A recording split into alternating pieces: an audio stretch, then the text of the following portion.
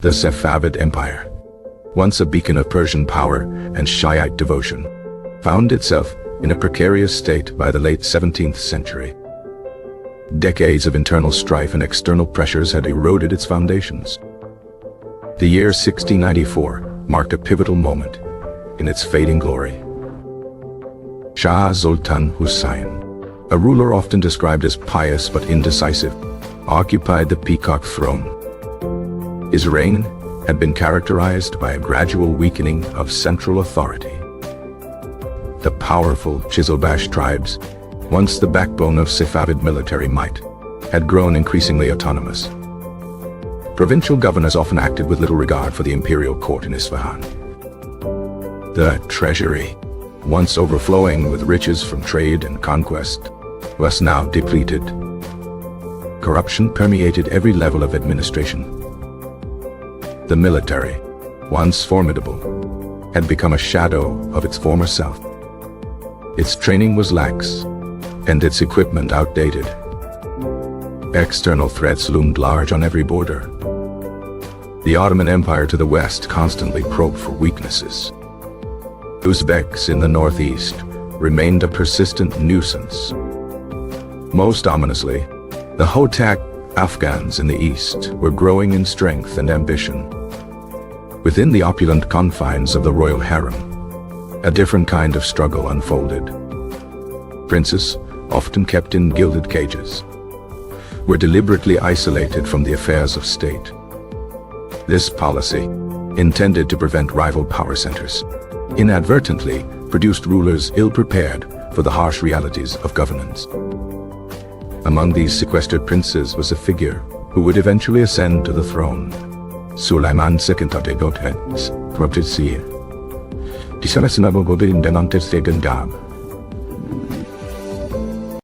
His early life was one of scholarly pursuits and religious devotion. He spent his days immersed in theological texts and courtly etiquette.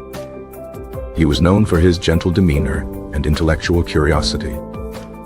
However, he lacked practical experience in military command or political administration.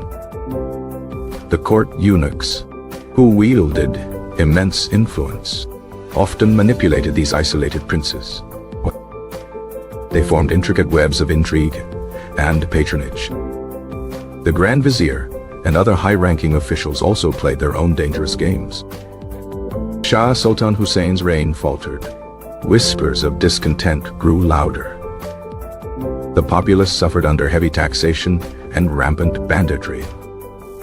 Merchants faced increasing insecurity on trade routes. Religious scholars lamented the moral decay they perceived within the ruling elite. A sense of impending doom hung over Isfahan. The court, however, remained largely oblivious, lost in its own luxurious bubble. Festivals and lavish banquets continued unabated. The real power lay not with the Shah, but with a cabal of eunuchs and ambitious ministers. They controlled access to the monarch and dictated policy. The decision to replace Shah Sultan Hussein was not a sudden one. It was the culmination of years of frustration and a desperate attempt to salvage the empire. The exact machinations leading to Suleiman II's elevation are shrouded in the mists of courtly secrecy. However, it is understood that a powerful faction believed a change in leadership was essential. They sought a figure who could restore stability and command respect. Suleiman II, then known as Prince Sultan Muhammad Mirza, was chosen from among his brothers. His selection was likely influenced by his perceived piety and lack of a strong personal power base.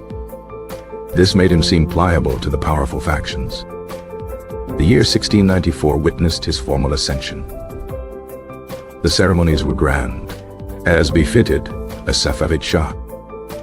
He was crowned with the Kiani crown, a symbol of ancient Persian kingship. The royal drums beat a solemn rhythm across the city.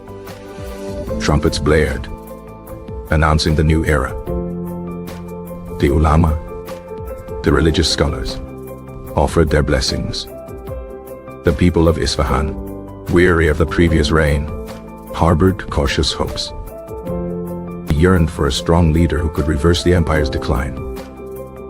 Suleiman II, now Shah, faced an immediate and daunting task. He inherited an empire teetering on the brink. The challenges were manifold and deeply entrenched. His first acts were observed with keen interest. He attempted to address some of the most pressing issues. He issued decrees aimed at curbing corruption. He sought to reform the military, though without much success. He appointed new officials, hoping to inject fresh vigor into the administration. However, his gentle nature and lack of experience often undermined his efforts. He struggled to assert his authority over the entrenched interests of the court. Eunuchs continued to exert their influence. The Chiselbash chiefs remained largely independent. The provincial governors continued their semi-autonomous rule. The empire's borders remained porous.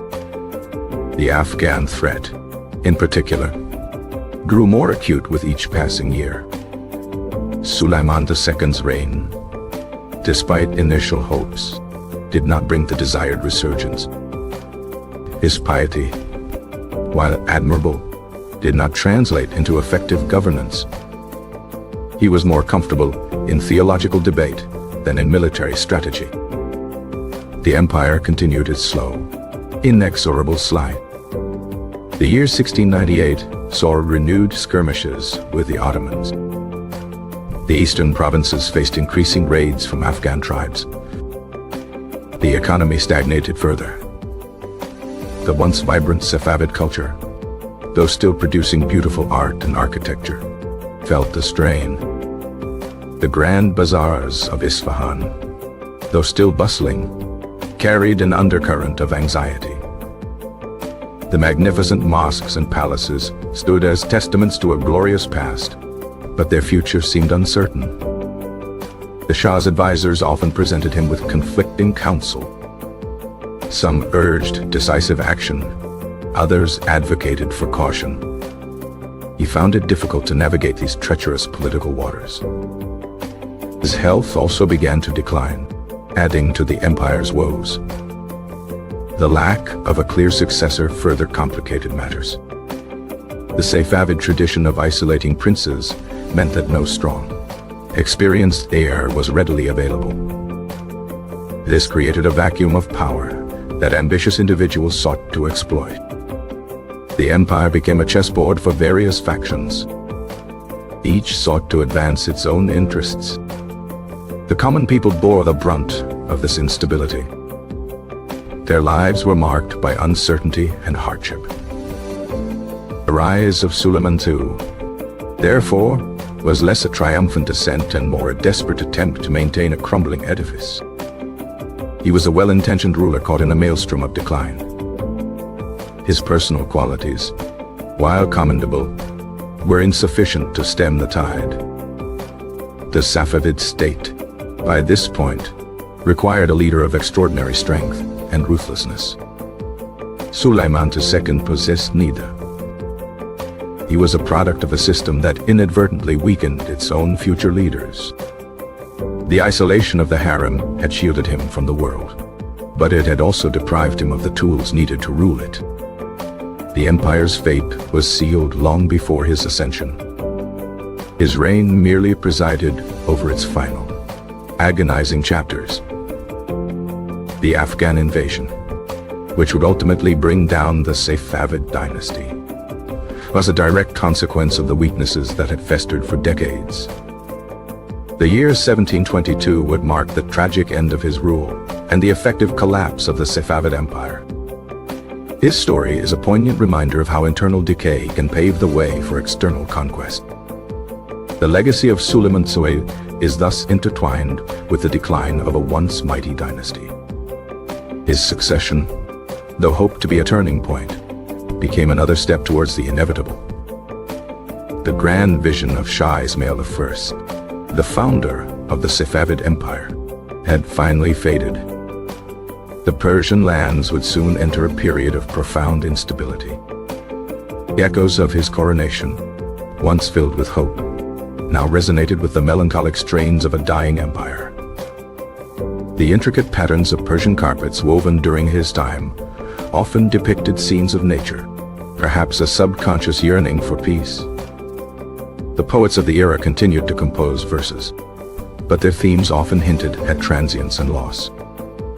The bustling markets, though still vibrant, felt the pinch of reduced trade and increased insecurity. The grand mosques, with their shimmering tiles, continued to call the faithful to prayer, but the political power that built them was waning.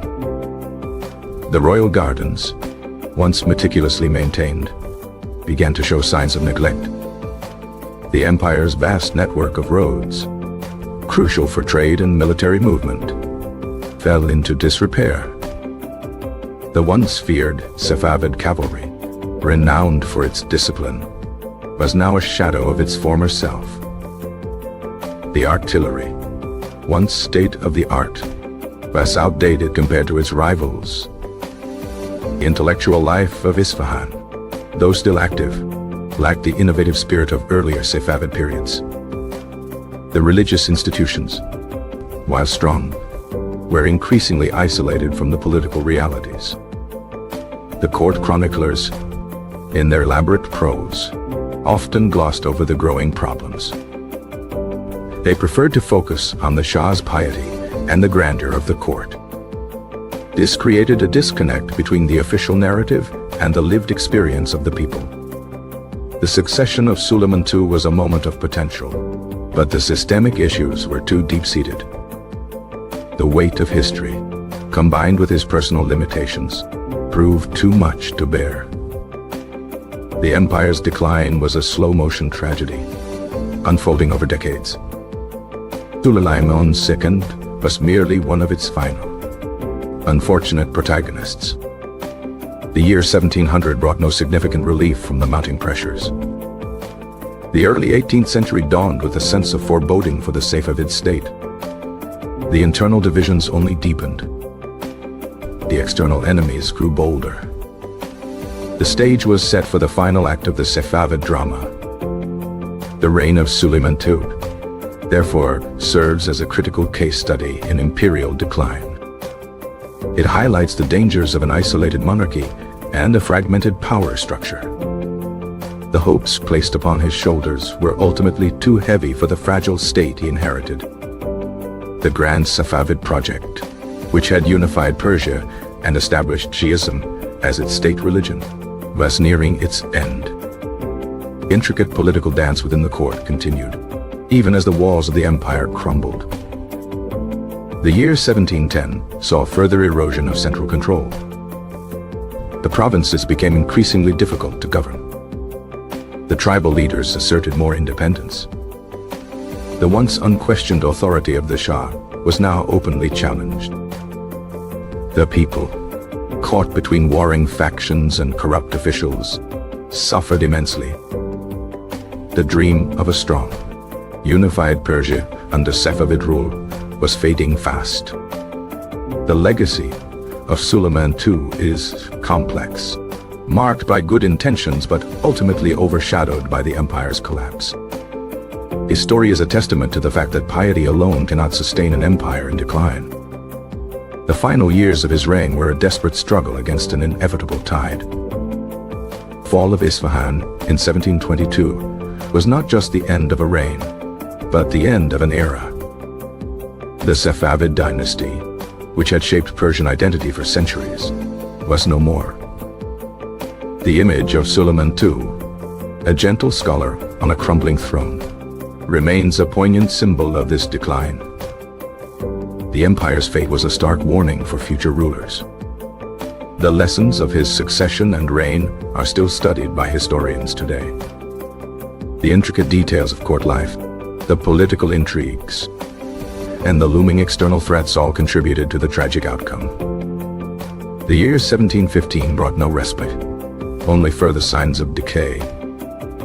The empire was a ship taking on water from all sides. Captain Suleiman II was a good man, but not the strong leader needed to navigate the storm. The final collapse was a matter of when, not if. The Safavid Empire's end was a slow, painful process, with Suleiman II at its helm during its most critical phase.